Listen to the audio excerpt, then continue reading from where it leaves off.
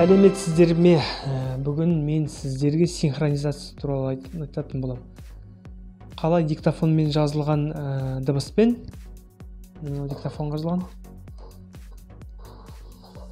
Осымен Мынау диктофонға жазылған.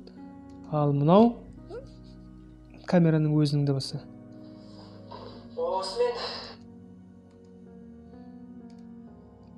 Осымен жаңағы Енді осы екеуін қалай бір видео дыбысындары шықсын біреу қыламыз. Бүйтіп екеуін қатар қоямыз, даже қатар қоймасақ та. Қараңыз, мынау былай ететін болсақ, жасамай қалуы мүмкін. Көрдіңіздер ме? Синхронизировать деген кнопка актуальный емес.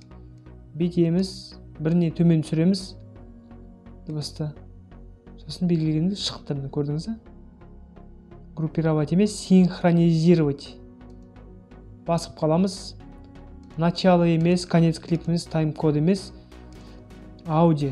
То есть екеуінің дыбысына қарай келтіріп береді. Басып қаламыз. Міне енді тыңдап қараңыз. Көрген сабақтарыңызды міндетті түрде жасап көріңіз. Көрдіңіз бе?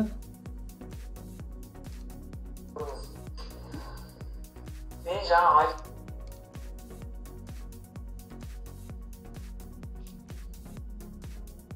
Қазір мынаны деген дауысын басып тастайық вообще.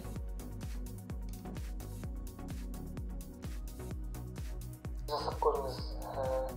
Ол тек қана көрген сабақтарыңызды Байқасаңыз, бөлмеде түсірген эхомен шығып тұр.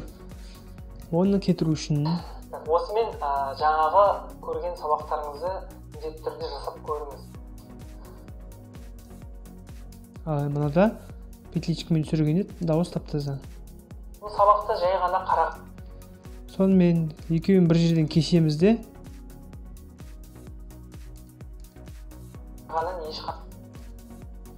Артықтарын кесіп тастаймыз. Екеуін белгілейміз, қозғамай орнынан. Связать дейміз. Енді қараңыз.